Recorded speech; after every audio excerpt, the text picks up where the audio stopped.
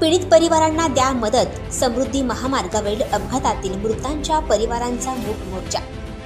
बुलढाणा जिल्ह्यात समृद्धी महामार्गावरील अपघातातील मृतांच्या पीडित परिवारांचा मागील 11 दिवसांपासून महात्मा गांधी पुतळ्याजवळ साखळी उपोषण सुरू आहे।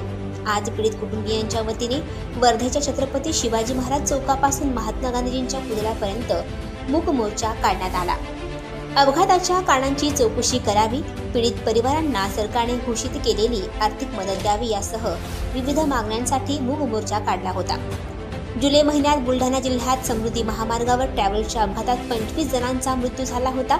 या मृतांच्या परिवाराला मदत देण्याचे शासनाने जाहीर केले होते। या मदतीसाठी वर्ध्यातील महात्मा गांधी यांच्या पुतळ्याजवळ मृतकांच्या कुटुंबियांचे मागण्यांसाठी साखळी उपोषण सुरू आहे। या उपोषणादरम्यान दररोज एक परिवार उपोषणात बसत असून मागण्या मान्य होईपर्यंत आंदोलन सुरू राहणार असल्याचे कुटुंबियांनी सांगितलं। या अपघातात मृत्युमुखी पडलेल्या पुणे, नागपूर, यवतमाळ, अमरावती, वाशिम व वर्धा जिल्ह्यातील मृतकांचे कुटुंबीय सहभागी झाले आहेत। आज काढण्यात आलेल्या मूक मोर्चात अपघातातील मृतकांचे फोटो घेऊन काळ्या फीत बांधून मृतांचे कुटुंबीय, नातेवाईक, विविध संघटना, सामाजिक कार्यकर्त्यांचा मोर्चात सहभाग घेतला।